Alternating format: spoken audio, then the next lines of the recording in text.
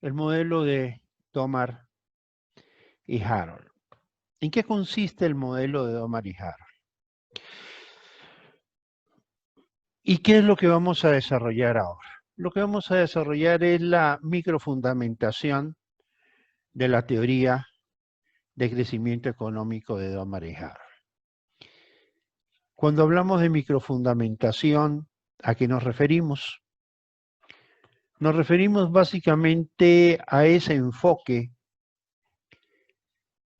usando todo lo que aprendimos en microeconomía, todo aquello que nos enseñaron en la teoría microeconómica, lo vamos a usar como herramienta para entender el enfoque que nos conduce a la teoría del crecimiento de Harold y Domar. Harold y Domar son dos economistas distintos. En los años 40 desarrollan trabajos que por sus coincidencias se las toman como un solo modelo de crecimiento. Y hay ciertas curiosidades en ese momento y en esa época que se forman y que surgen alrededor de lo que es el pensamiento keynesiano.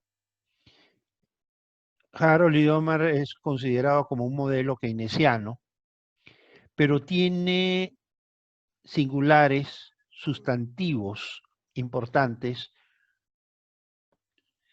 soportes que son neoclásicos. El modelo es criticado en su época, especialmente por los keynesianos más puros, en el sentido de que ignora algunos de los principios fundamentales que distingue a la economía keynesiana, como es, por ejemplo, la existencia del ciclo económico. ¿Ya? Para Harold y Domar, en su modelo, en un determinado momento el ciclo económico no existe. Y en ese sentido, pues recibe críticas bastante fuertes de parte de los keynesianos de su época.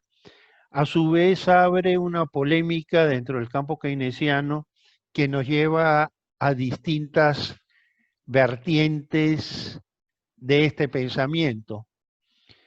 Por un lado, los neokeynesianos, por otro lado, la síntesis neoclásica, que van surgiendo precisamente de estas discrepancias que en un determinado momento se van dando en ciertos modelos, como es el caso del modelo de Harold y Domar.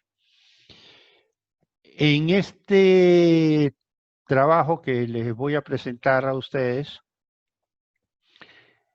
no es el modelo de Harold y Domar en su forma pura. En su forma pura es bastante más complicado de lo que yo les voy a dar, sino es el modelo enfocado a explicar situaciones críticas de la economía, no solamente ecuatoriana, sino también latinoamericana. De una manera es un instrumento teórico, es un instrumento de la teoría económica que me permite entender por qué ocurren esos fenómenos que estuvimos viendo la semana pasada y que vamos a seguir viendo el resto del semestre, donde hay economías que crecen de una manera más acelerada, más consistente, y hay otras economías que, pese a haberse propuesto estrategias de crecimiento y de desarrollo, se han ido quedando rezagadas frente a terceros países que antes eran más pobres que el Ecuador. De alguna manera lo que vamos a ver hoy nos va a ayudar a entender el tema. Y una manera de entender el tema va a ser esto que no camina.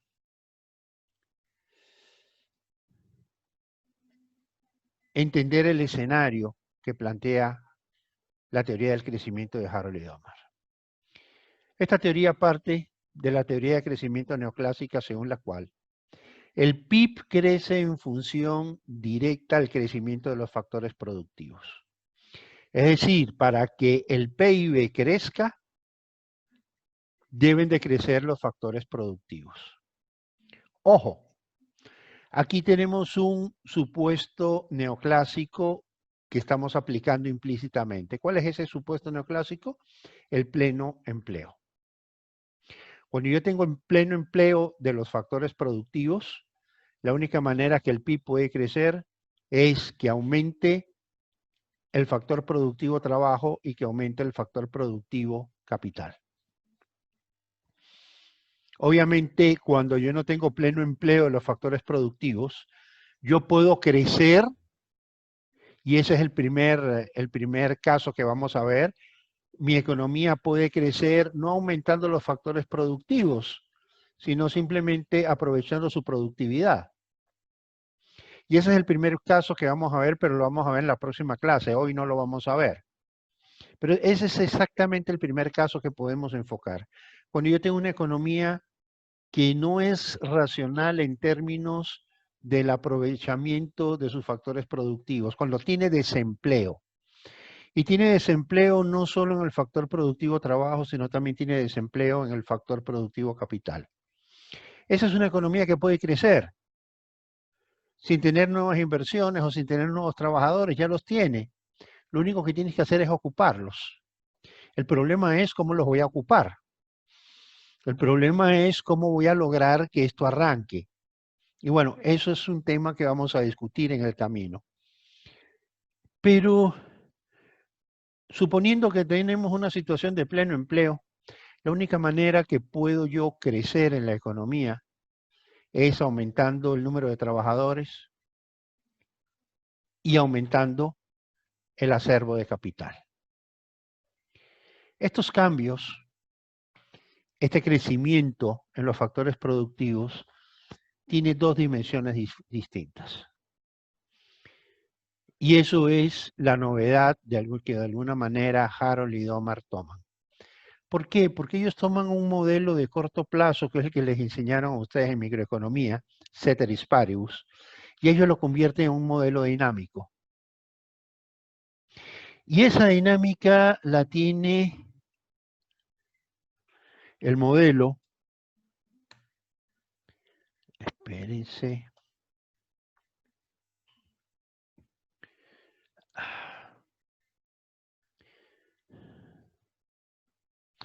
y esa dinámica se le da precisamente un atributo que tienen los factores productivos. Ese atributo se llama la productividad. En otras palabras, cuando yo hablo de un crecimiento en los factores productivos, hablo de dos dimensiones en el crecimiento. Uno es en la cantidad. El segundo elemento en el crecimiento de los factores productivos es la calidad de los factores productivos. Y esa calidad yo la mido en términos de productividad. En la clase anterior que estuve conversando con algunos de sus compañeros, una de los compañeros de ustedes, una de las compañeras de ustedes, me puso un ejemplo que ella conocía mucho porque me puso el ejemplo de su papá. Yo dije, ¿qué cualidades necesita una persona para ser albañil? Yo no sabía que el papá de ella trabajaba en la industria de la construcción. Y ella me dice, bueno, si es albañil, simplemente albañil, no necesita ni siquiera saber leer ni escribir. Pero si es maestro de obra, que es una categoría superior del albañil, pues esa persona ya necesita conocimientos técnicos, esa persona necesita ciertos conocimientos de física, esa persona necesita conocimientos geométricos, tiene que entender lo que es un plano, tiene que interpretar un plano, tiene que interpretarlo, el plano lo tiene que interpretar en términos espaciales, es decir, tiene que tener atributos, tiene que tener conocimientos que no los tiene cualquier albañil. Esa diferencia cualitativa en el trabajo es lo que determina de alguna manera la productividad del trabajo. ¿Por qué ustedes están en la universidad? ¿Para qué van a ustedes a la universidad? A veces piensan, ojalá no lo piensen demasiado, en que van a la universidad porque vienen a buscar un título. En realidad la universidad no se va a buscar un título, se va a aumentar la productividad laboral. Yo voy a aprender cosas que no mucha gente sabe. Yo voy a asimilar conocimientos, habilidades, destrezas, competencias que son necesarias para hacer ciertos trabajos que cualquier persona no puede hacer. ¿Y para qué hago eso? Porque quiero ganar más dinero. En otras palabras, reconozco que el salario está determinado por la productividad del trabajo. No gana lo mismo un albañil que un maestro de obra, porque no es lo mismo la productividad del albañil que la productividad del maestro de obra. No es lo mismo el valor agregado que produce un albañil que el valor agregado que produce un maestro de obra. No agrega al producto final igual valor el albañil que el maestro de obra, que agrega un valor mucho mayor por su trabajo. Y bueno, así como hablamos de la productividad del trabajo, también hablamos de la productividad del capital. Por definición, la inversión la definimos y la diferenciamos del consumo, es por la productividad del bien en que hemos invertido. Y esa productividad tiene dos etapas, una productividad potencial y una productividad efectiva. Un tractor es más productivo que un asadón. ¿No es cierto? Un trabajador con un tractor produce 100, 200 o 300 veces más que ese mismo trabajador con un asadón en la mano. Entonces, el bien de capital potencia la productividad del trabajo. Y tiene también su propio potencial. No es lo mismo el potencial de un bien de capital llamado asadón que el potencial de un bien de capital llamado tractor. Pero si yo me compro un tractor que tiene un alto potencial productivo y no tengo quien lo sepa manejar, quien sepa arar la tierra, quien conozca las técnicas de arado, que son técnicas importantes, no es lo mismo arar la tierra en un sentido que en otra. En una colina no es lo mismo arar la colina surcando alrededor de la colina que ararla en dirección de la pendiente. Si yo aro una colina en dirección de la pendiente, tiendo a que la lluvia corroa, erosione la tierra y tiendo entonces a crear una desertización en la zona arada. Si yo aro en forma no siguiendo la pendiente de la colina, pues entonces la tierra va a sufrir menor erosión porque las cunetas que voy abriendo van reteniendo no solamente el agua, sino el material que se va desprendiendo de las partes más altas. Saber usar un tractor va más allá de aprender a manejarlo. Significa conocer las técnicas de arado. Ahora, si yo tengo un tractor que tiene una potencialidad mayor que un asadón, pero no encuentro quien maneje el tractor, pues la productividad real va a ser cero, aunque la potencial es muy alta, no me va a producir absolutamente nada, porque no tengo el elemento humano que me permita desarrollar su potencial. No sé si me estoy haciendo entender. Los factores productivos, entonces, son complementarios. Los factores productivos se ven complementados a sí mismos por su propia productividad. En el caso del factor productivo trabajo, su productividad está determinada por la capacitación, por el conocimiento, por la educación, por la experiencia, por la práctica, por la actualización en los conocimientos. En los bienes de capital, por la tecnología que llevan incorporado. Pero un bien de capital, por más productivo que potencialmente sea, si no tiene el trabajador adecuado, pues no va a servir. Asimismo, un trabajador, por más potencial productivo que tenga, que sea, si no tiene el bien de capital que le permita desarrollar ese potencial, pues ese potencial de nada le sirve. ¿Ok? Bien, entonces acá abajo, al final, estamos resumiendo en una expresión funcional lo que significa el crecimiento del PIB. ¿El PIB es función de qué? El crecimiento del PIB es función de qué? Es función de un crecimiento en el capital. ¿Ok? El crecimiento del capital, ¿qué cosa es? La formación bruta de capital que equivale a la inversión. Es un crecimiento de la productividad del capital. En el crecimiento del factor productivo trabajo y el crecimiento de la productividad del factor productivo trabajo. Tengan en su memoria esos 4 elementos, porque esos 4 elementos me van a definir el modelo entero. ¿De qué se trata? Se trata de que si yo quiero resolver problemas de la economía, los problemas de la economía se centran en los problemas del PIB. Yo quiero combatir la pobreza, tengo que hacerlo con crecimientos del PIB. Yo no puedo hacer que un país sea menos pobre si el PIB no crece. ¿Me explico?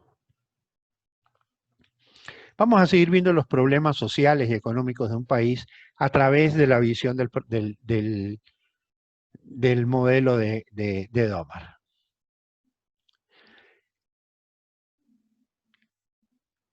El modelo de crecimiento de Domar parte de la teoría de crecimiento neoclásica según la cual el PIB siempre crece en función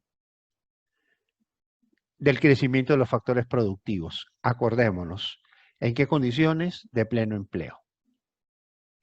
Una economía que está en pleno empleo solamente puede crecer si aumenta el número de trabajadores o si aumenta la inversión. Un crecimiento en los factores productivos debe ser observado también en sus 2 dimensiones. En la cantidad del factor y en su calidad. Cantidad y calidad. ¿Cómo medimos la calidad? A través de la productividad. Entonces, el crecimiento del PIB será función de ¿qué cosa?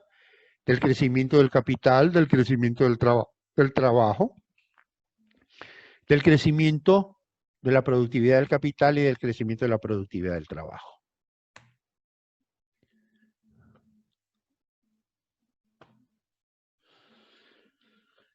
Vamos a ver ahora la oferta y la demanda de trabajo. Vamos a ver el mercado del factor productivo trabajo. Y aquí vamos a chocarnos con otros pensamientos de lo que se llama la economía heterodoxa, de algunas corrientes de la economía heterodoxa. No todas las corrientes de economía heterodoxa son iguales, pero sí por lo menos las más modernas, las que han tenido mucha vigencia en el gobierno del Ecuador de los últimos años. ¿Alguien me puede explicar qué cosa es un mercado? ¿Cuáles son los elementos fundamentales de un mercado? ¿Alguien me los puede explicar?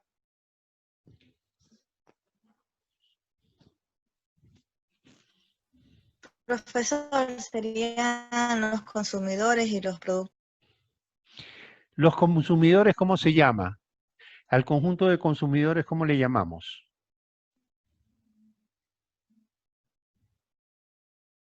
Los demandantes. Los Los compradores. demandantes. Ok, los demandantes. Y al conjunto de productores, ¿cómo les llamamos?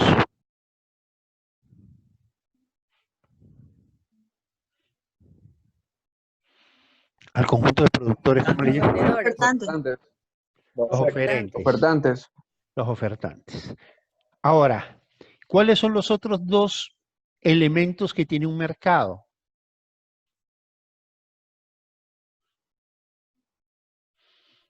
Son cuatro. Serían que los bienes y servicios, profesor. Los Precio, bienes, Eco. el El precio precio. y la cantidad. El precio y el bien que se transa.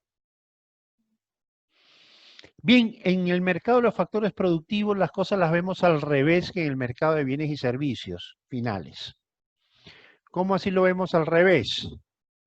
En el mercado de bienes y servicios finales, las familias demandan y las empresas ofrecen. En el mercado de factores productivos, las familias ofrecen y las empresas demandan. En otras palabras, la demanda en el mercado de trabajo está en las empresas. La oferta en el mercado de trabajo está en los trabajadores, en las familias. El precio se llama salario. ¿Qué cosa es el salario? Es el precio de una mercancía llamada trabajo. Y he usado esa palabra mercancía porque es la que usan muchos economistas modernos. Bueno, yo no diría modernos, yo diría de corrientes que han surgido en los últimos años, que niegan la existencia del mercado de trabajo, pero niegan la existencia del mercado de trabajo por razones puramente ideológicas, no por razones que tengan que ver con la realidad de la economía. Me explico mejor. Hay un mexicano, Fernando Noriega, murió hace 6 meses. Él venía mucho a visitarnos a la Universidad de Guayaquil, lo invitábamos bastante. Hace unos 10 años ya que él no viene, que no venía, pero hasta hace 10 años atrás nosotros traíamos muchas personas de México y él venía muchísimo a dar clase a la Facultad de Economía de la Universidad de Guayaquil y a participar en distintos eventos que siempre se organizaban en ese entonces. Un gran amigo, un tipo genial. Sin embargo, al menos conmigo siempre tuvimos el enfrentamiento. Él negaba la existencia de un mercado de trabajo. Y no era bruto, por si acaso. Les repito, el tipo era genial. Y él tiene un libro que se llama La inexistencia del mercado de trabajo. Lo pueden buscar en internet. Lo encuentran, búsquenlo bajo su nombre, doctor Fernando Noriega Oruña, La inexistencia del mercado de trabajo. Ahí van a encontrar el libro. Hay un libro en internet en el que participa él, participo yo, participa quien era en ese entonces el decano de la facultad y participan otros economistas latinoamericanos que él justamente es el que él es el que lo lidera. Ese también lo van a encontrar en internet. Lo conozco porque yo participo del libro. En todo caso, la teoría de Fernando siempre fue la inexistencia del mercado de trabajo. Esa misma teoría la recogen economistas no ortodoxos, entre ellos quienes dirigieron el país durante los últimos años y quienes lo siguen dirigiendo hoy, que tienen más o menos la misma mentalidad. Pero no es una posición de orden técnico, no es una posición de orden académico formalmente demostrada. Es una posición enteramente ideológica. El trabajo no puede ser una mercancía. Entonces, como el trabajo no puede ser una mercancía, no puede tener un precio. El trabajo no tiene precio. El salario no es un precio. Y por lo tanto, el mercado de trabajo no existe. Pero eso que inclusive es un principio que nuestra Constitución consagra, es una simple declaración que trae efectos que para mí son desastrosos. Y uno de los problemas que nosotros tenemos es precisamente ese desastre que nos trae ese tipo de principios. Imaginémonos, por ejemplo, y les pongo el caso que todos ustedes conocen porque lo viven.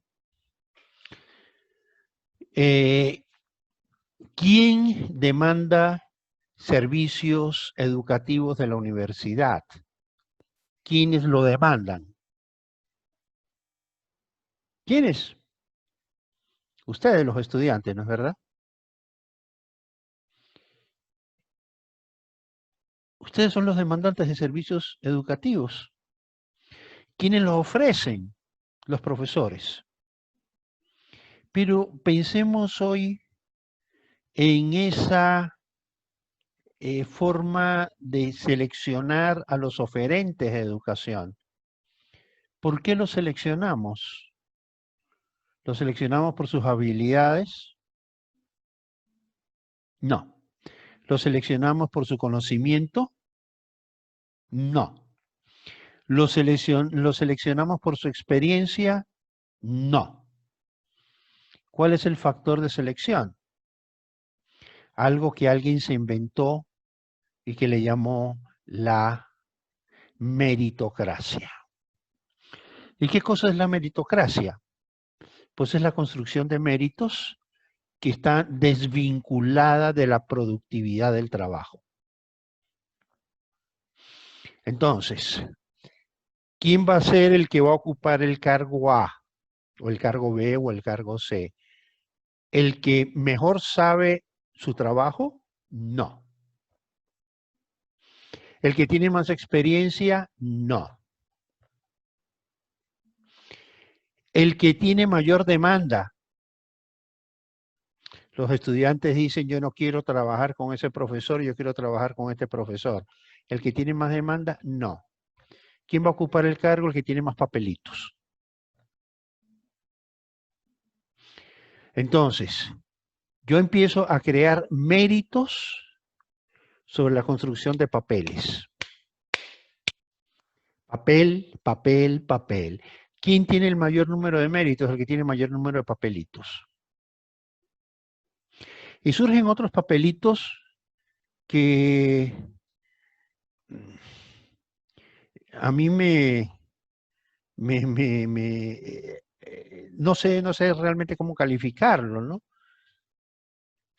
Si tú te identificas como montubio o afro o indígena, tienes 2 puntos. ¿Pero eso es un mérito? No, es que como están en inferioridad, ¿y quién ha dicho que son inferiores? Para mí no son inferiores, para mí son iguales. Y si eres gay, tienes 2 puntos más. ¿Y por qué? ¿Porque eres gay tienes 2 puntos más? ¿Por qué? O sea, ¿cuál es lo que a ti te ha dado? ¿Quién es el que ha marcado esa diferencia de que tú, el ser gay es un mérito? Es tu derecho a serlo. Pero ¿por qué ese es un mérito y el ser hetero es un demérito? Es decir, si eres hetero te castigo, no te doy puntos. Y si eres gay te doy puntos, te premio. Y yo me pregunto qué tiene que ver eso con la productividad del trabajo. En otras palabras, ¿qué tiene que ver ese elemento que yo considero un mérito? ¿Qué tiene que ver con la capacidad que esa persona tiene para transmitir conocimientos? ¿Tiene alguna relación? En mi época de estudiante, por ejemplo, en la Universidad Católica había un profesor de matemáticas. Toda esa generación que tiene mi edad o son mayores que yo, fueron formados, que se formaron en la Universidad Católica de Guayaquil. Todos ellos que son economistas, todos tuvieron un profesor de matemáticas que no era economista, pero tampoco era ingeniero. De hecho, ni siquiera tenía título profesional. Era un simple bachiller. Pero ese bachiller manejaba las matemáticas de tal manera que la Universidad Católica durante muchos años lo tuvo como el profesor principal de matemáticas. Y él tenía bajo su mando a todos los profesores de matemáticas, respondían a él. Pero él no era matemático, sabía matemáticas, pero nunca había estudiado, era autodidacta. Se llamaba el profesor Escandón. Y era conocido como el profesor Escandón, maestro de matemáticas. Y no tenía título universitario. El rector de la Universidad Laica Vicente Rocafuerte, rector fundador de la Universidad Laica Vicente Rocafuerte, Ruilova, tampoco tenía título profesional, era bachiller, y como bachiller era rector de una universidad. Y entonces uno podría decir, bueno, ¿qué país es ese tan subdesarrollado que un bachiller puede ser el rector de una universidad? El problema es que él llegó a rector de la universidad por sus propios méritos. Trabajó, creó una universidad, y una universidad que todavía existe, y una universidad que tiene prestigio. Y él fue el creador de esa universidad. Después esa misma universidad le dio un título de doctor honoris causa. Yo me reí cuando le dieron ese título, ¿ya? Y entonces ya no era el señor Ruilova, era el doctor Ruilova. Pero era un bachiller que toda su vida había sido educador, porque siempre se había ganado la vida educando, había sido dueño de una escuela, el Colegio Miraflores se llamaba, y del Colegio Miraflores trascendió a la Universidad Laica Vicente Rocafuerte. Tuvo una visión de mercado, mientras que en la época cuando tuvimos el boom petrolero, había muy pocos profesionales en el Ecuador. Y él crea una universidad para gente que trabajaba. Fue la primera universidad 100% nocturna. En esa época la laica no tenía clases de día como las tiene hoy. De hecho, todos los estudiantes de la laica eran gente mayor. Gente que tenía un trabajo formal, que querían un título profesional, pero que nunca habían tenido oportunidad de ir a la universidad. Entonces, Ruilova da la oportunidad de que esas personas mayores, con un puesto que les permite pagar sus estudios universitarios, puedan ir a una universidad donde todos los que van son gente vieja, gente mayor, gente ya madura, y van a estudiar de noche. Yo me pregunto a qué PhD se le hubiera ocurrido esa idea, a qué magíster se le hubiera ocurrido esa idea. Pues él creó una universidad y era bachiller. Entonces, de esa economía es la que estamos hablando. Los méritos, ¿quién los da? Las buenas ideas. ¿Qué dan los méritos? La capacidad de trabajo. Cuando yo tuve mi primer trabajo bancario, yo había trabajado en comercio, pero recién finales del año 78, yo me gradué el año 79, en vísperas de graduarme yo entré a trabajar a banco. Yo ya era egresado, ya estaba a punto de graduarme, yo me sentía la mamá de Tarzán, trabajando en un banco donde había muy pocos profesionales. Si éramos 5, no éramos 6 los que íbamos a tener título profesional. Y yo me sentía pues el rey, pues no, el economista. Oye, el economista. Ese era yo, pues, ¿no? Y yo era asistente de gerencia, pero yo veía gerentes que eran apenas bachiller. Y yo decía, uy, a estos me los como vivos. Por lo menos 2 de esos bachilleres fueron mis maestros. Y lo que yo sé de banca, lo aprendí de esos bachilleres, que fueron mis maestros.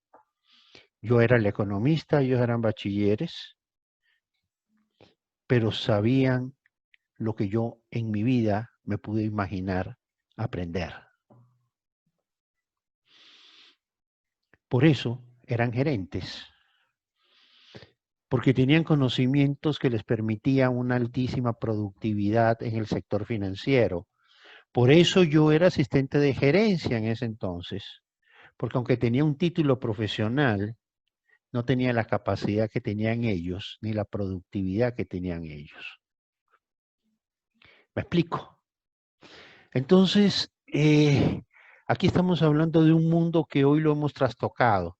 Y yo, parte de la crisis que tenemos hoy, yo se la asigno a ese trastoque de conceptos. Un título universitario facilita aprendizajes. Quizá nos ayude a abrir la mente para aprender, pero no nos capacita ni dice que somos capaces para manejar un banco.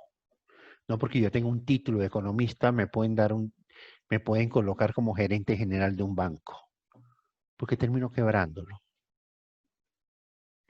Porque si bien mis conocimientos de economía me capacitan para aprender, no significa que yo ya sé. Estos dos maestros, uno de ellos Roque Salcedo, para quien yo guardo un gran afecto y un lindo recuerdo, era un tipo súper, ¿cómo se los describo? Huraño, ¿no es cierto? Tú hablabas con él y él iba y él iba dibujando, dibujaba muy bien, pero nunca te miraba mientras simplemente te escuchaba, iba dibujando, ¿ya? Y cuando tú terminabas de hablar, cogí y te hacía leña, te hacía añicos. Eh, Sin embargo, creo que de él aprendí muchísimo. Creo que si tuve un buen maestro en esta vida fue él, que era un bachiller. ¿Me explico?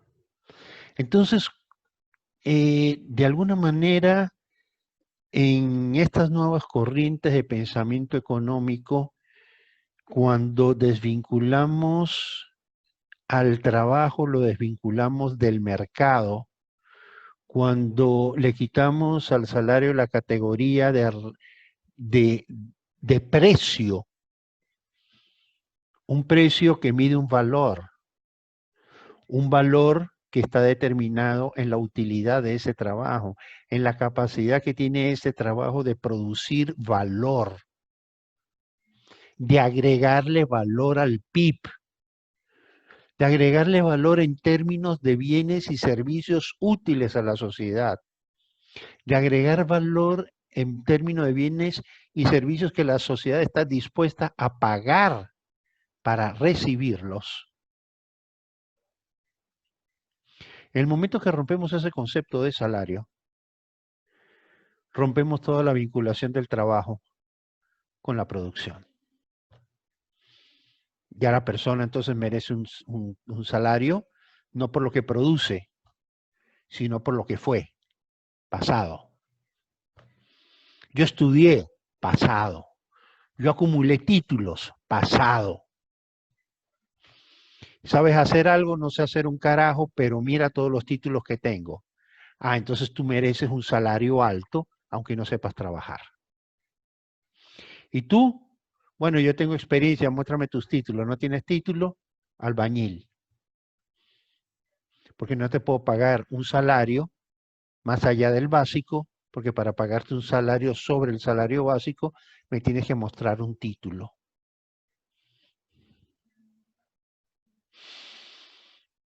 A veces cuando tenemos el título, eso como que nos da una ventaja, pero desde el punto de vista macroeconómico es un desastre.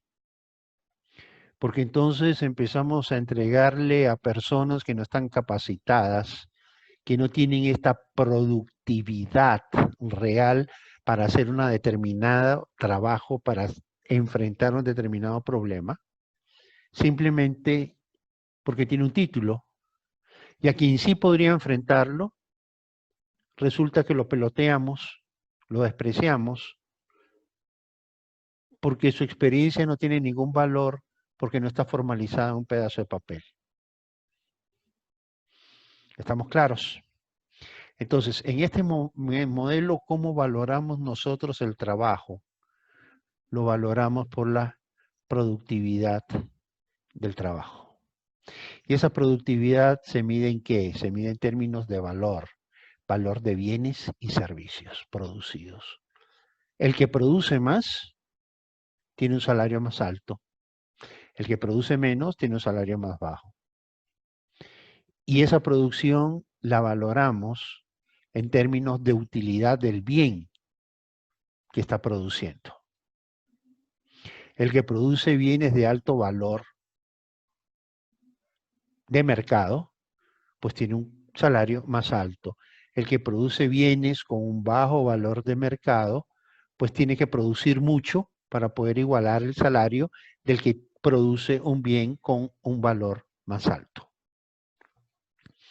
La productividad potencial del trabajo podríamos atribuirla al desarrollo de las habilidades, acumulación tanto de la experiencia como de la educación, es decir, por los conocimientos acumulados que capacitan al trabajador haciéndolo más productivo. Y cuando hablamos de los conocimientos, chicos, no estamos hablando de los títulos. Yo tengo compañeros de mi generación que jamás se graduaron, que jamás tuvieron un título de economista, pero que saben mucho más de economía que muchos que tienen el título. ¿Por qué? Porque pasaron toda su vida productiva trabajando. Un compañero mío de apellido Cancín, Chinito, era un genio de las matemáticas y era el genio de las matemáticas en el Banco Continental. En el departamento de computación, en el área de computación, él era el principal matemático. Egresó conmigo de economía, pero nunca tuvo tiempo de hacer su tesis. Pero yo me le quitaba el sombrero por la capacidad de crear valor que él tenía. Y esa capacidad nunca podía ser demostrada con un título universitario. Bastaba saber que él era el más importante programador que tenía el banco,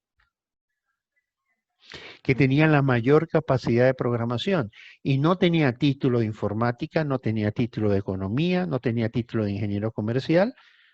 Había estudiado economía, pero profundizó las matemáticas y se hizo solo lo que él era.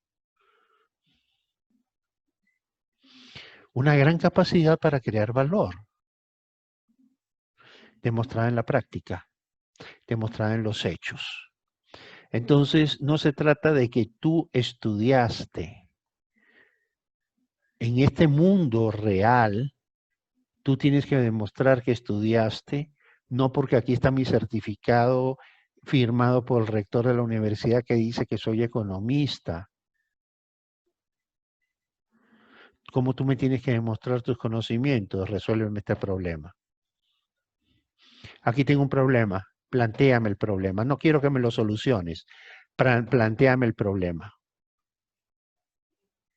Si yo veo que el problema está bien planteado, yo te doy el trabajo. Si tú no me sabes plantear el problema, olvídate. No, pero yo tengo título. ¿Qué me importa que tengas título? Si el título no me produce nada. El título no produce valor. Lo que produce valor es el conocimiento llevado a la práctica, no el título.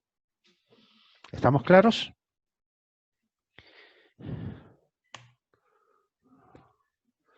Muévete. Ok. De igual manera, el crecimiento del factor productivo capital se lo observa en idénticas dos dimensiones. ¿Cuáles son esas dimensiones? Por un lado, la formación bruta de capital fijo, que se obtiene a través de la inversión. Y por otro lado, por el incremento de la productividad formal de ese capital. ¿Determinado por qué? Determinado por la complejidad tecnológica que acompaña a la formación bruta de capital. Si yo voy a montar una panadería, yo voy a comprar un horno. Pero el horno puede ser desde un horno de esos de lata rudimentario que hacen en el Chimborazo, o puedo tener un horno italiano de rotación mecánica y control electrónico de temperatura, humedad y todo lo demás. ¿Cuál es la diferencia entre el uno y el otro? Pues en el uno el pan como que me lo va a quemar un poquito o me lo va a dejar medio crudo o tengo que desarrollar la destreza para tener el pan preciso. En el otro simplemente tengo un computador que controla la producción y suena la alarma cuando el pan está en su punto óptimo. El uno vale más que el otro, pero ¿cuál es el que más vale? El más productivo, el que me genera mayor producción. ¿Qué significa generar mayor producción? Significa que tiene una mayor productividad. Ahora, si yo no tengo a alguien que sepa manejar el horno, mejor me quedo con el otro. Porque entonces este lo voy a tener que archivar. Porque el peor bien de capital es aquel que no podemos usar. ¿Ok? No importa lo potencialmente productivo que sea, si no tengo el elemento humano que sepa manejarlo, que sepa sacarle el jugo a ese bien de capital, pues simplemente el capital no produce absolutamente nada.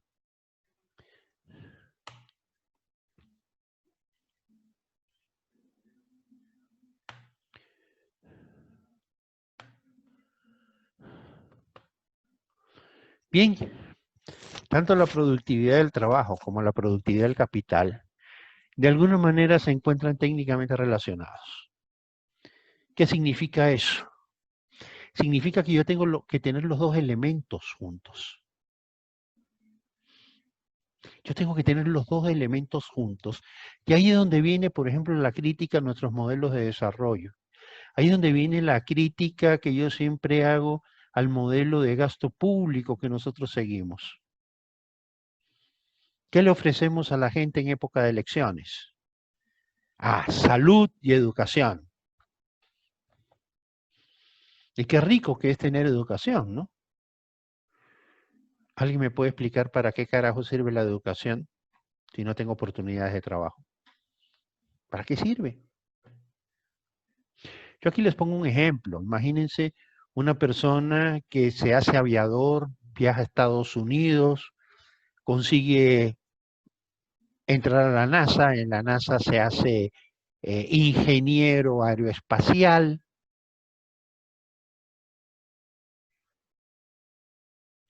y regresa al Ecuador.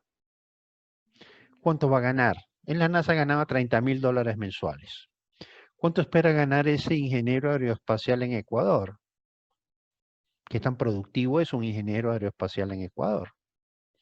Su potencial productivo es muy grande y es muy productivo en un país europeo, es muy productivo en un país desarrollado. Pero ¿qué hace un ingeniero aeroespacial en el Ecuador?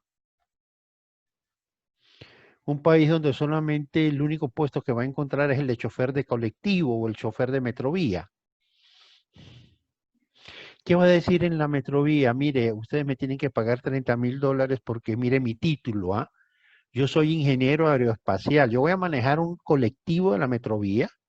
Yo voy a manejar un articulado de la metrovía, pero yo soy un ingeniero aeroespacial. Yo he hecho méritos para ganar $30,000. ¿Cuánto me van a pagar ustedes? Salario mínimo, que es lo que gana un chofer de metrovía. Pero ese señor ni siquiera es bachiller, apenas tiene escuela primaria. Ok, pero ¿quién maneja mejor el bus? ¿Él o usted? Él por lo menos sabe manejar el bus. Usted recién va a aprender a hacerlo. Por lo tanto, él es más útil, su trabajo es más productivo que el suyo. Pero mira el título que tengo. Muéstrenme el cohete espacial o muéstrenme la empresa, la institución donde usted puede desarrollar sus conocimientos y yo le diré qué salario va a ganar ahí. Pero por más que sea ingeniero aeroespacial, astronauta, lo que usted quiera, en el medio donde no hay la contrapartida de capital que permita que su trabajo se potencialice, que pueda crear el valor que puede crear a su nivel, al nivel de su capacidad, usted tendrá que escoger el trabajo que está disponible. ¿Usted qué sabe hacer? ¿Sabe manejar? Bueno, ahí está un taxi, puede manejar un Uber o puede manejar un articulado de la Metrovía. No tengo nada más que ofrecerle. ¿Y cuánto voy a ganar? Pues lo mismo que gana cualquier chofer de Uber o cualquier chofer de Metrovía. Tienen solo educación primaria. Bueno, es lo que ellos saben hacer, lo que usted también sabe hacer. No, yo sé hacer muchas cosas, pero aquí no tiene dónde. ¿Estamos claros? Tiene que haber esa concordancia de desarrollo de factores productivos por igual. Una fuerza laboral que se desarrolla, que se capacita, pero que cuando sale al mercado con su título bajo el brazo no encuentra un trabajo, porque no hay dónde trabajar, porque no se han desarrollado las plazas de trabajo productivas. ¿Qué va a hacer? Asimismo, la más desarrollada tecnología de bienes de capital, muy poca productividad podrán mostrar si son operados por trabajadores sin las aptitudes para operarlos. ¿Me explico? Ustedes se traen la computadora de la NASA y la instalan en Quito, pero con las computadoras tienen que traer el operador, porque en el país no hay quien sepa manejar eso. Miren lo que nos ocurrió en esta pandemia, al principio de la pandemia, no sé si ustedes se acuerdan.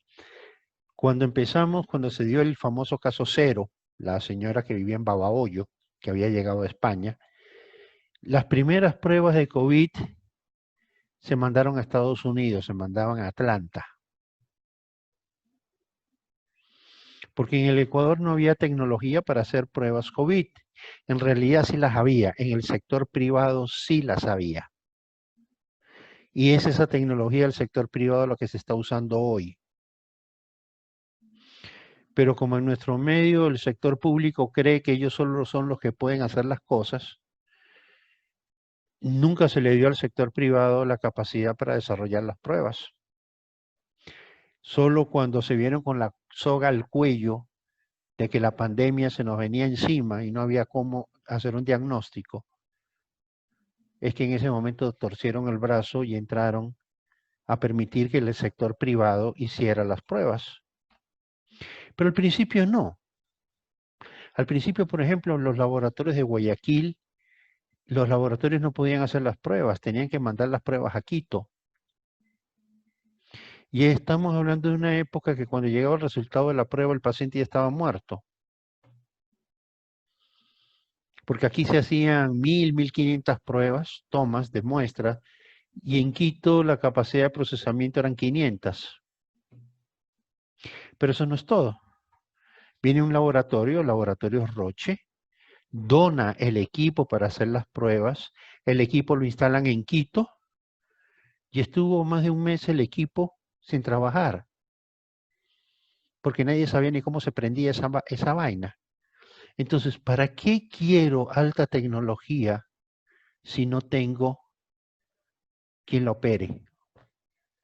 Pero asimismo, ¿para qué quiero capacitar gente para que opere alta tecnología si del lado del capital no tengo la tecnología que permita que esa persona trabaje?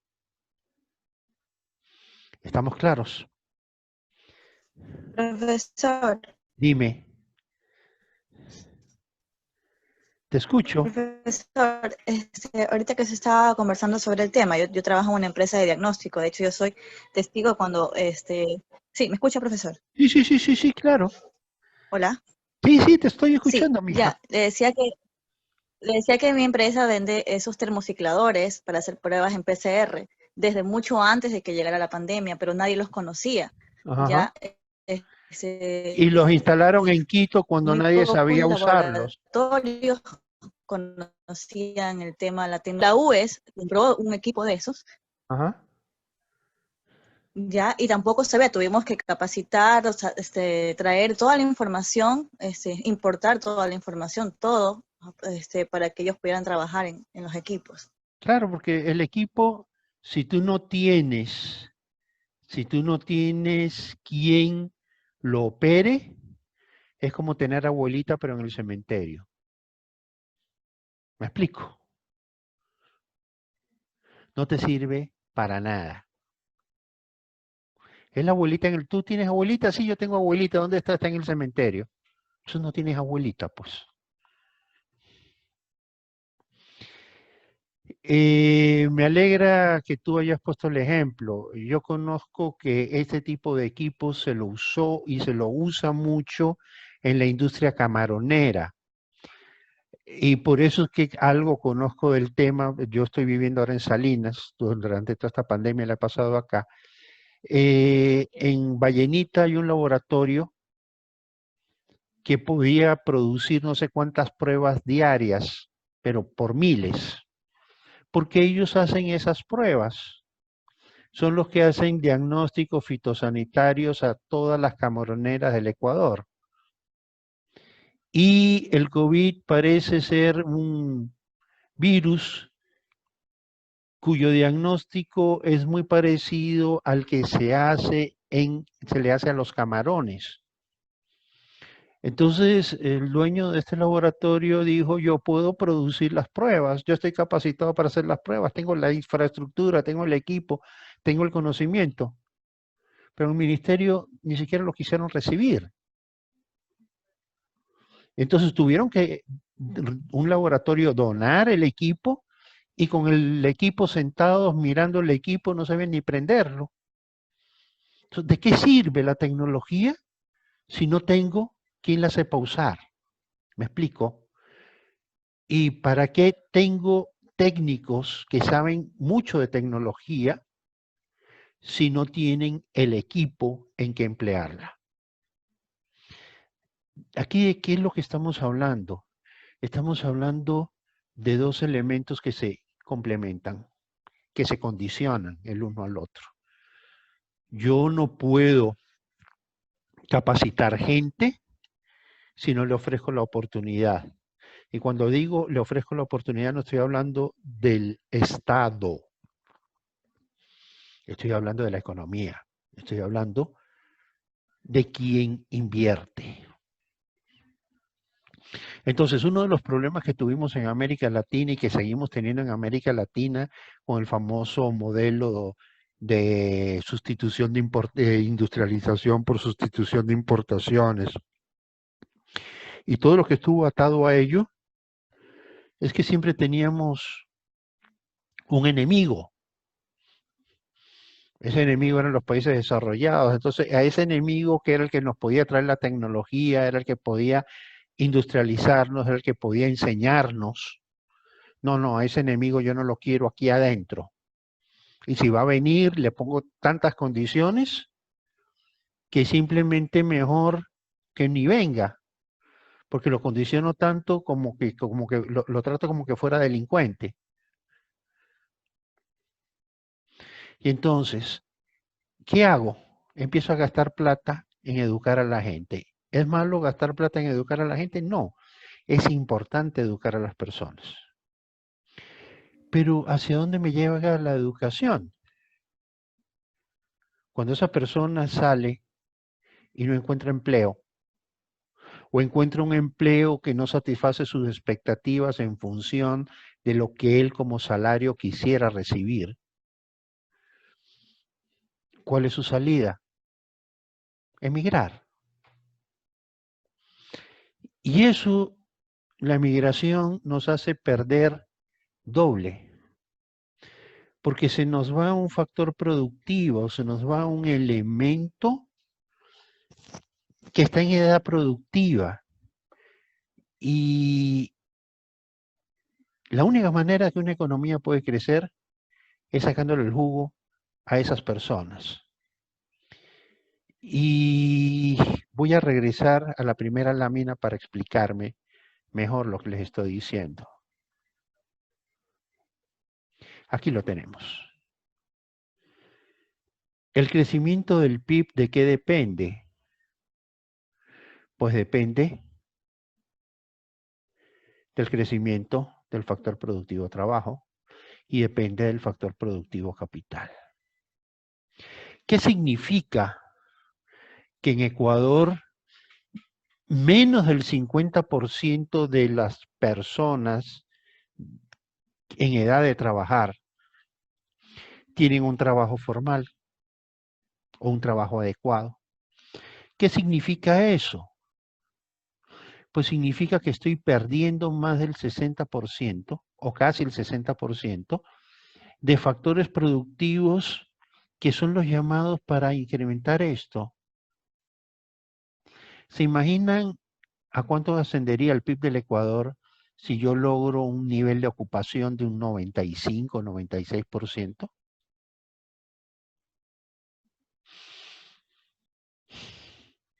El PIB no sería los $100.000 que son hoy, estaría en 300, $400.000 el PIB. El PIB per cápita no estaría en los 5.000 que tenemos ahora, lo tendríamos en $20.000 el PIB per cápita. Pero no logramos eso. ¿Por qué? Porque aquí hay desempleo. Entonces, el desempleo tenemos que verlo desde el punto de vista macroeconómico en una dimensión que generalmente lo vemos. Vemos al desempleo como pobrecito el ser humano, es verdad, desesperado, no tiene trabajo, no tiene medios de vida, no tiene cómo mantener a su familia. Es verdad.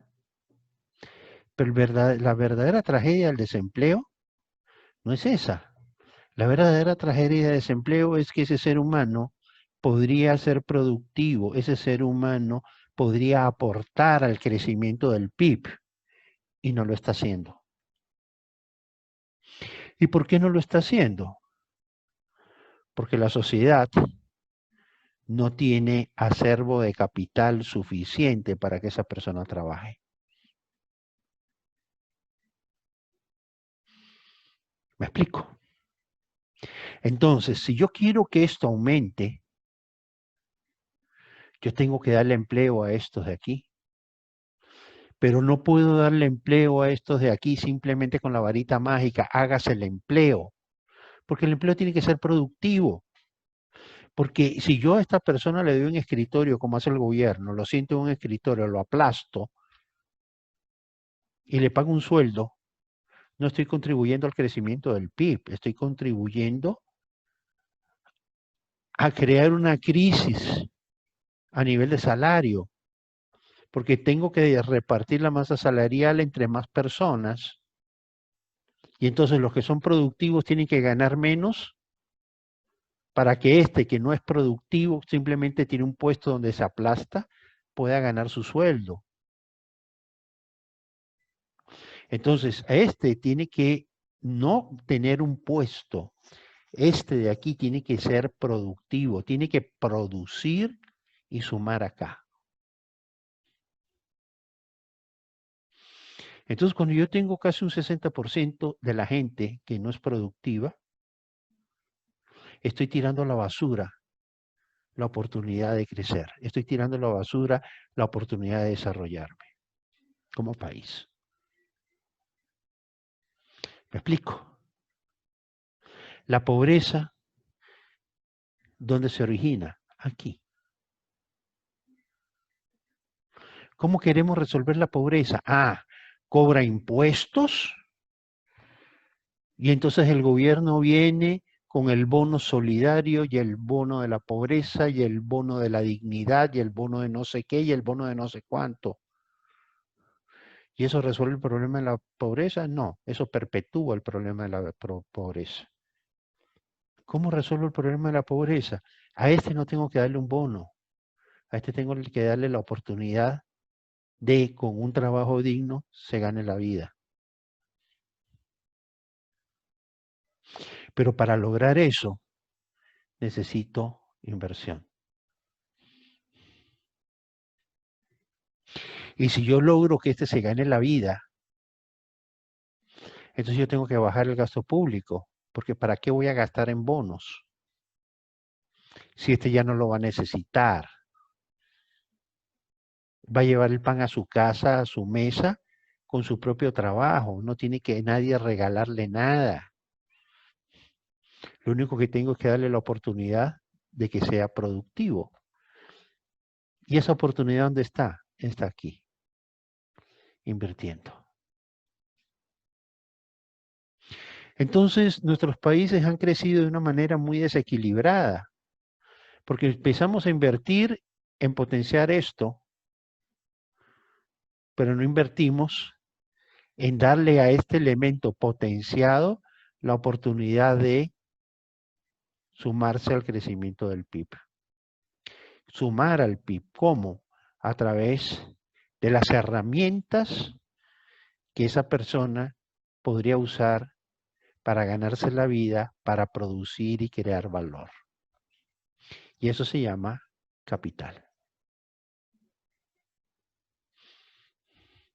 ¿Qué ocurre cuando a este señor yo lo capacito, le doy hartas herramientas tecnológicas para que sea productivo y cuando sale a la calle, pues simplemente no encuentra trabajo? Vamos a verlo.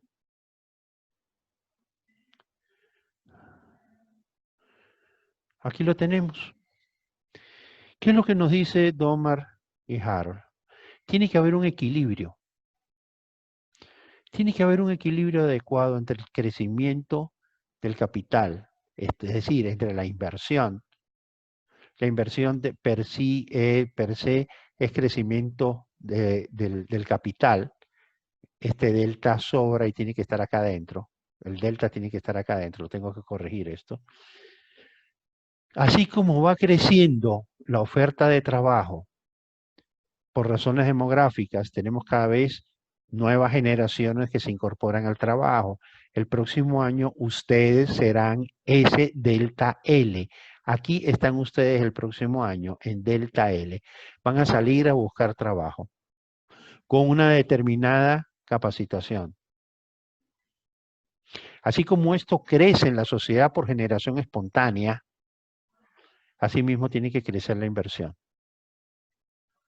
Para que cuando éste salga a la calle, encuentre un nicho donde desarrollar su productividad. ¿Qué ocurre cuando eso no pasa? ¿Qué ocurre cuando el crecimiento del trabajo es mayor que el crecimiento de la inversión?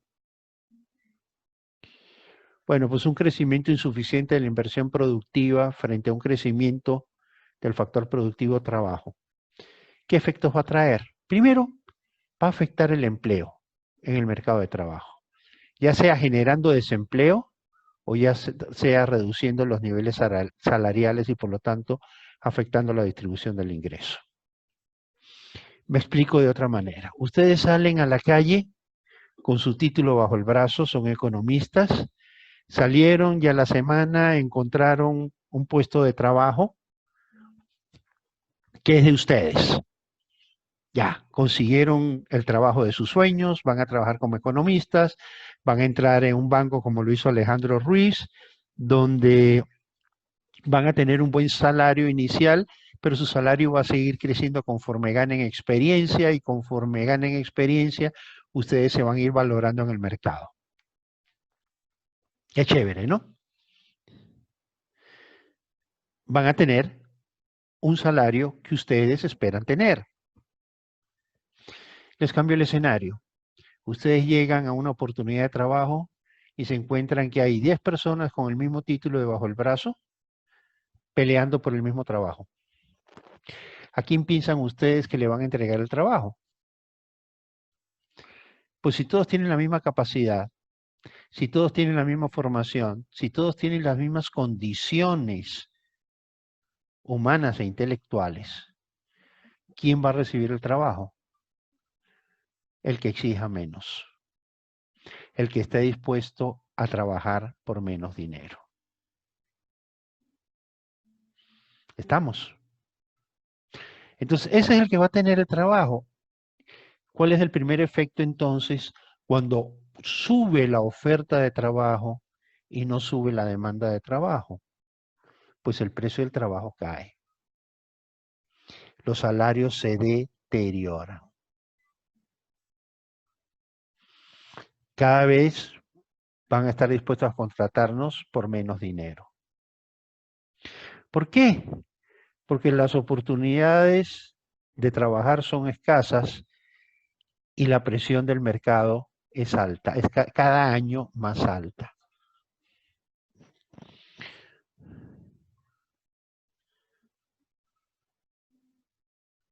¿Cuál es la otra salida? Desempleo,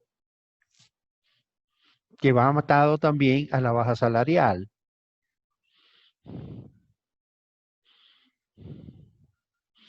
Veámoslo ahora de otra manera. Bueno, niveles salariales insuficientes frente al potencial trabajo productivo. ¿Cómo se lo resuelve? ¿Cómo lo Profesor, hemos buenas noches. Sí, dime. Hay personas que están en sala de espera y dice que por favor los agregue, que se les ha cortado el internet, entonces por eso se Ya, salieron, pero pero sí estaban en la sabes, clase. ya, pero déjame ver porque aquí no me están apareciendo. No, mi amor, aquí no tengo ninguno. Tengo 42 adentro. No sé si lo estás viendo en pantalla, pero tengo 42, incluyéndome yo, son 41, y no tengo nadie esperando, no tengo nadie en sala de espera. Aquí lo estoy leyendo. Dile que lo intenten de nuevo, que en el momento que salen yo les doy la entrada. Ya, está bien, ya voy a escribir. ¿Ok? Gracias, mijita.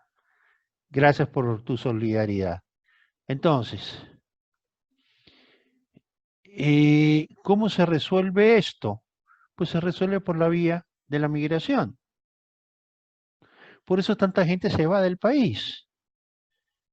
Porque no encuentran oportunidades de trabajo acordes no con sus méritos, sino con su capacidad. No es los mismos méritos que capacidad. Los méritos siempre los reclamamos en función de esfuerzos que hemos hecho, pero en el plano laboral los esfuerzos no son los que cuentan. Lo que cuentan es cuánto puedes producir. ¿Ok? Entonces, esto se resuelve simplemente con migración. Y cuando un trabajador migra, la economía sufre. Y eso es otro elemento que nosotros nunca aprendemos a valorar. Si uno ve las cuentas del Banco Central, resulta que las remesas que mandan los migrantes en algún momento llegó a ser superior a la renta que producía el petróleo. En otras palabras, un poco de ecuatorianos lavando platos en Europa y en Estados Unidos producían al Ecuador mucho más dinero de lo que producía el petróleo.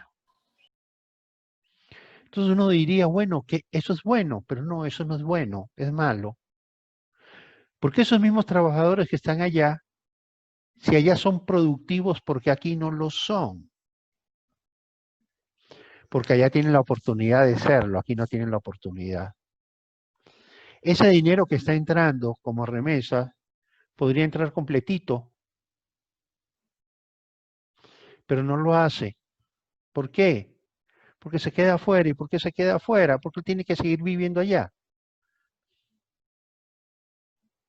Lo que entra solamente es una fracción de lo que él puede producir, de lo que él está produciendo allá. ¿Y por qué él produce allá? Porque ella tiene las condiciones para hacerlo. Aquí no tiene condiciones para hacerlo.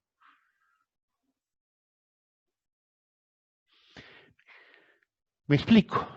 ¿Qué ocurre cuando una persona emigra? Bueno, en el corto plazo, pues se puede crear una corriente de remesas.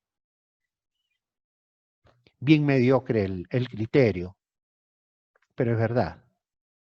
Es decir, vivimos de lo que nos puede mandar un ecuatoriano pobre en el exterior. Es decir, dejó su pobreza aquí, dejó aquí a su familia y le manda para sacarla de la pobreza a partir de su trabajo que hace allá. Pero en el largo plazo, ¿qué significa? Significa que hemos invertido como país educando a una persona para que vaya a producir a otro país. En cambio, en ese otro país se recibe una persona que ya está formada, en la que no ha invertido un solo centavo y comienza a ser productivo para allá. Empieza a contribuir al aumento del PIB allá, pero no contribuye al aumento del PIB acá. Preparamos a alguien para que haga crecer la economía ecuatoriana y resulta que esa persona termina haciendo crecer la economía norteamericana, la italiana, la española, la francesa, pero no la ecuatoriana. Eso lo podríamos decir, como alguna vez alguien dijo, es que son malos patriotas, pero no, no son malos patriotas, son seres humanos. El patriotismo termina donde empieza el hambre. Me explico, yo no le puedo pedir a una persona que no tiene trabajo, que está pasando trabajo, que sea patriota, que se quede en el país, cuando en el país no tiene nada que hacer. ¿Me explico? Y yo te di toda la educación, sí me diste toda la educación, pero eso no me sirve de nada. Porque ahora lo que necesito no es educación, ahora lo que necesito es oportunidades de trabajo.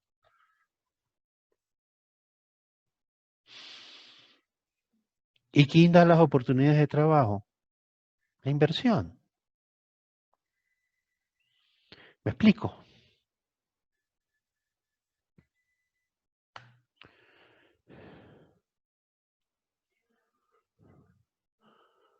Bueno, chicos,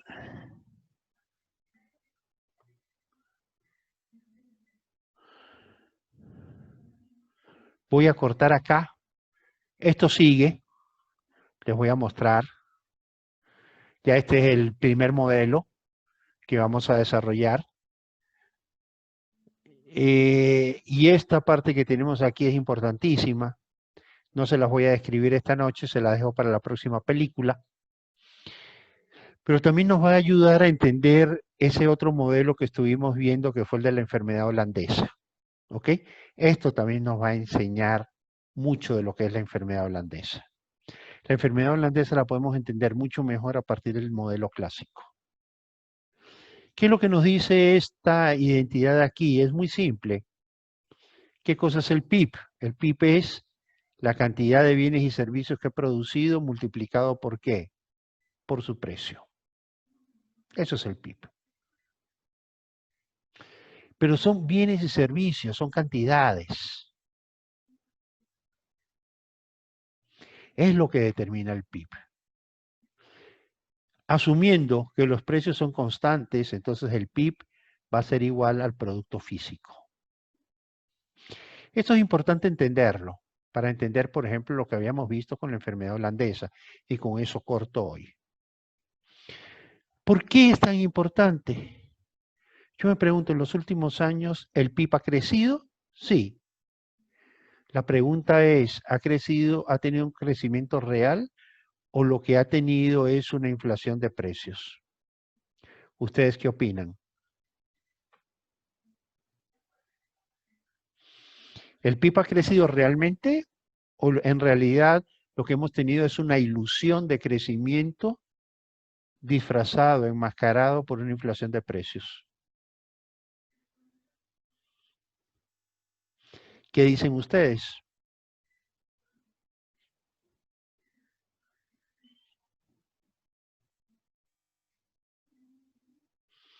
Vamos, chicos, ¿qué opinan? Repite, economista, no escuché. En los últimos años hemos tenido un crecimiento real del PIB, o lo que hemos tenido, es decir, hemos tenido un crecimiento real de la producción nacional, o lo que hemos tenido es una inflación de precios. Crecimiento de la producción nacional. ¿Y por En qué me realidad dice? parecería más una inflación. Es el efecto de una inflación de precios. Sí.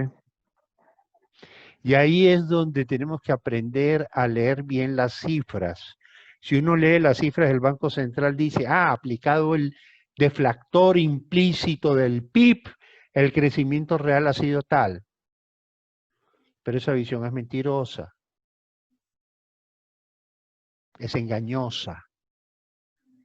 ¿Por qué? Porque cuando yo aplico lo que es el deflactor implícito del PIB, estoy aplicando un deflactor construido sobre la inflación endógena dentro de Ecuador. Pero en realidad aquí yo tengo un efecto precio que no lo reflejo en la economía nacional, y es la inflación que tuvo el precio del petróleo,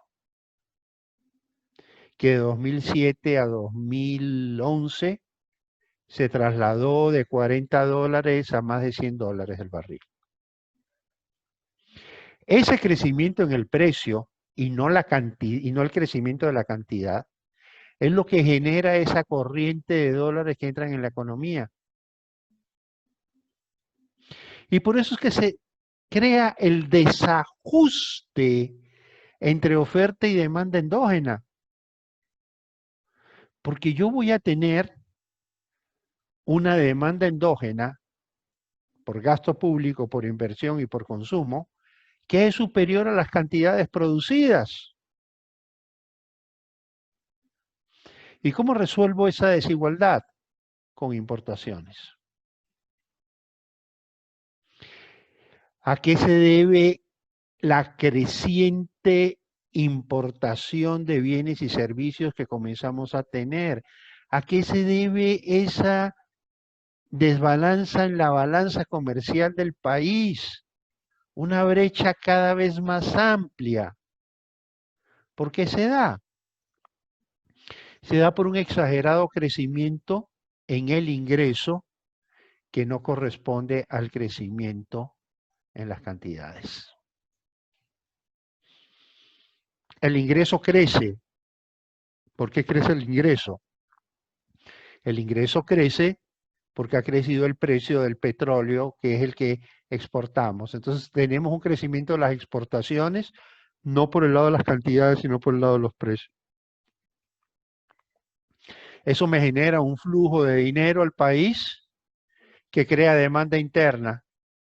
Pero la producción interna no ha crecido. Está creciendo la demanda, pero no la oferta. ¿Cómo cuadro oferta con demanda? Sumando importaciones.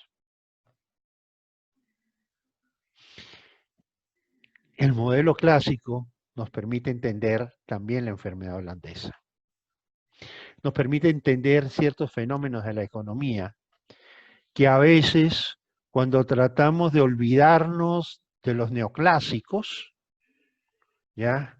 Cuando nos las tiramos a muy modernos y nos olvidamos de los neoclásicos, se nos pierden explicaciones que resultan obvias en economía, que resultan elementales, simples, que no tenemos que crear modelos estratosféricos ni espaciales para entender lo que es simple y llanamente economía.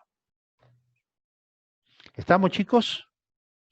Bueno, nos quedamos ahí entonces. Nos vemos, ¿qué día? El jueves. ¿El jueves? Ok. Pues, profe. Entonces, nos vemos el jueves, muchachos. Cuídense mucho, Dios los bendiga. Estudien mucho, los veo el jueves. Que pasen Chao, bien. economista. Chao, profe. Hasta luego, Eco. Hasta luego, Esté Eco. bien, chao, chao. Chao, gracias. Chao, chicos. Chao, economista. Gracias. Chao, profe. Gracias. Chao, chao. Y Rosana, no hablaste hoy, ¿ah? No te escuché. Estoy dejando que mis compañeros actúen. Pero todos ellos también esperan que tú hables. No es justo. Nos vemos, ¿ah? Chao.